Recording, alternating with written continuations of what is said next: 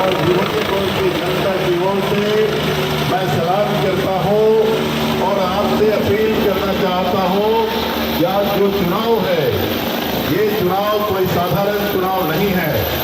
ये चुनाव बहुत गंभीर चुनाव है और इस चुनाव का मतलब आप ये मत समझ लीजिएगा ये उजियारपुर बिहार को बेरोजगारी हटाने थोड़ी आ रहे, नौकरी देने थोड़ी आए हैं। वो बिहार को आए ठगने, लेकिन बिहार की जनता ठगाएगी नहीं। नमस्कार, पॉलिटिक्स में आप सबों का स्वागत। और आज हम पॉलिटिक्स में बात तेजस्वी के उस पॉलिटिक्स की कर रहे हैं जिस पॉलिटिक्स के सहारे वो 2025 साधना चाहते हैं। जी हाँ, आज से उन्होंने अपनी चुनावी सभा की शुरुआत की है। 5 जगहों पर आज उनकी चुनावी सभा थी और उस 5 जगहों में 3 ऐसे कंस्टिट्यूएंसी हैं जहां से उनके विधायक। उन्होंने कार्यक्रम की शुरुआत सिमरी बख्तियारपुर से, जहां आरजेडी का विधायक है, समस्तीपुर आरजेडी के विधायक हैं, उजियारपुर आरजेडी के विधायक हैं, और इसके अलावा क्योटी और पारू दोनों जगह बहुत ही मार्जिन वोट से जीत हार हुई थी। मतलब अपने चुनावी सभा की शुरुआत ऐसे कंस्टिट्यूएंसी से उन्होंने किया जो कंस्टिट्यूएंसी 2020 के चुनाव में उनके हाथ लगा था। लेकिन जिस तरीके से उनका चुनावी सभा हुआ है और जो उनका बॉडी लैंग्वेज था, 2020 वाली चमक या वो तेज तेजस्वी के न चेहरे पर दिखा, न उपस्थित जो ऑडियंस था, ऑडियंस क्या कहेंगे, उपस्थित जो जनता है उसमें भी वो तेज नहीं दिखा। पहले तो आप याद कीजिए 2020 12-12 सभा करते थे, दौड़ के तेजस्वी आता था बस अंदाज में, और 2 मिनट से 3 मिनट में वो चल देते थे। लेकिन आज उन्होंने समय, भाषण में भी समय लिया, लेकिन वो पब्लिक से कनेक्ट नहीं करते हुए दिखे। न वो 2020 वाली वो चमक दिखा तेजस्वी में। बात उन्होंने रोजगार, बेरोजगारी सभी मुद्दों पर किया, लेकिन जो एक धमक होता था तेजस्वी के कार्यक्रम में, वो धमक दूर दूर तक नहीं दिखा। और बात अगर भीड़ की करे, तेजस्वी के उस आकर्षण की करे जिसको लोग देखने के लिए आते थे, तो वो भी स्थिति देखने को नहीं मिला। 5 जगह पर के सभा में आप कह सकते हैं कि तेजस्वी को इससे पहले जितनी भी सभा हुई है उस सभा से बहुत ही फीकी सभा रही, बहुत कम लोग जुटे हैं। आप वीडियो में देख सकते हैं कि हेलीकॉप्टर कहाँ है और तेजस्वी का मंच कहाँ है और लोग कहाँ हैं। मतलब सभी सभा में लोगों की उपस्थिति काफी कम रही। लेकिन जो इस बार भी मार्क करने वाला है, जिसको पॉइंट आउट कर सकते हैं आप, खास करके इस बार भी इनके सभा में महिलाएं इनसे दूर है। महिलाएं इनकी सभा में नहीं आ रही है, जो एक कह सकते हैं कि राजनीतिक इंडिकेटर के तौर पर अगर आप देखें तो ये शुभ संकेत नहीं है। आप वीडियो में देख रहे हैं सिर्फ यंग जनरेशन के लोग हैं या फिर बुजुर्ग लोग हैं, महिलाएं नहीं है, लड़कियां नहीं है जो वोट करने के लिए जाती है, जो आज की तारीख में अपने हस्बैंड, अपने भाई, अपने पिता की इच्छा के विपरीत भी जाकर वो मतदान कराती है। वो वोटर तेजस्वी की इस पूरे कार्यक्रम से कहीं न कहीं दूर दिखी है। हालांकि 2020 में भी उस तरीके से उपस्थिति मैंने नहीं देखा, लेकिन युवाओं में जोश था।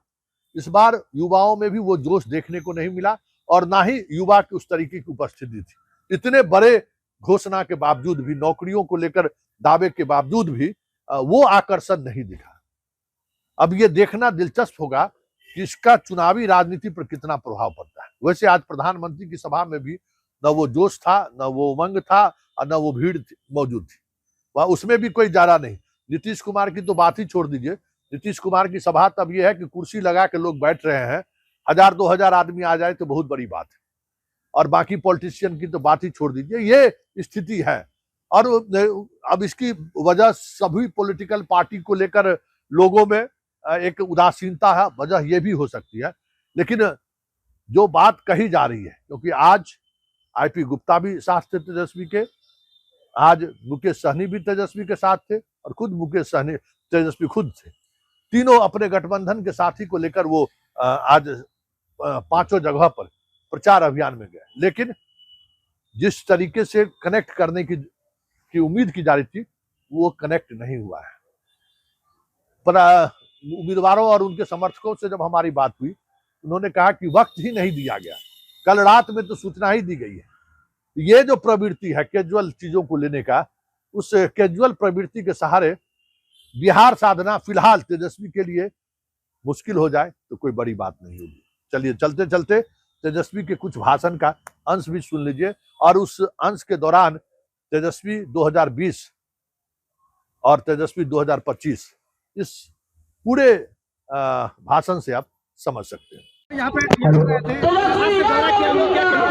प्रधानमंत्री जी को बिहार को बेरोजगारी हटाने थोड़ी आ रहे, नौकरी देने थोड़ी आए हैं।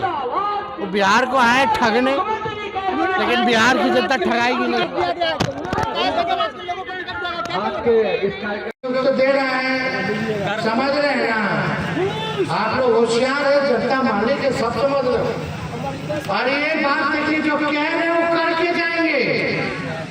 इनको 20 साल दिया, तेजस्वी को 20 महीना दीजिए, जो 20 साल में वो 20 महीना में हम करके दिखाने का आगे बढ़ाना है लोगों को, हमको काम करना है। और मान योजना का 1 साल का एक बार में हम जो है सरकार बनने के कुछ महीनों बाद 30,000 रुपया खाता में हम लोग डलवा देने का काम करेंगे। और अपराधियों को बख्शा नहीं जाएगा।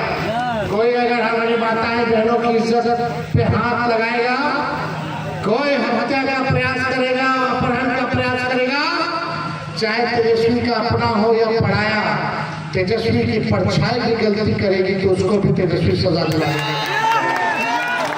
नया काम लगाना, उद्योग लगाना है, धंधा लगाना है, लगना चाहिए क्यों लगना चाहिए? प्रधानमंत्री नरेंद्र मोदी जी फैक्ट्री लगाना है गुजरात में, फैक्ट्री चाहिए बिहार में, ये नहीं चलने वाला है। हिसाब कीजिए, गूगल पे लिखिए प्रधानमंत्री ने गुजरात को क्या दिया, कितना फैक्ट्री लगाए, अब बिहार में कितना। आखिरी फैक्ट्री लालू जी लगवा रेलवे का, इंजन का और पहिया का। आज देश में विदेश में इंजन और रेलवे का पहिया जा रहा है तो बिहार में बन रहा है, लालू जी की देन है। उसके बाद कोई गरीब का सुनने वाला इस राज्य में ऐसा डिप्टी सीएम बना दिया है, दिन भर गाली दो। एक काम बता दीजिए, ये सब बेईमान लोग हैं, जंगल राज की बात करते हैं, गरीब के राज को जंगल राज की बात करते हैं। आज क्या स्थिति है, किसके साथ न्याय हो रहा है, कितना अन्याय हो रहा था, क्या कर पूछे 20 साल राज करने के बाद, नरेंद्र मोदी जी के 11 साल प्रधानमंत्री के बनने के बाद क्यों है हमारा बिहार गरीब, क्यों सबसे ज्यादा बेरोजगारी है, क्यों कारखाना और फैक्ट्री यहाँ नहीं है, ये सवाल पूछिए। तेजस्वी हर धन के लोगों को, हर वर्ग के लोगों को साथ लेकर के चलेगा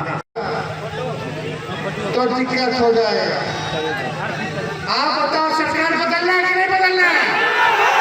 सब लोग हाथ उठा करके बताइए, सरकार बदलना है। तेजस्वी को एक बार आशीर्वाद दीजिएगा ना, तो आप देखिए यहाँ सभी यहाँ प्रत्याशी लोग, यहाँ अजय जी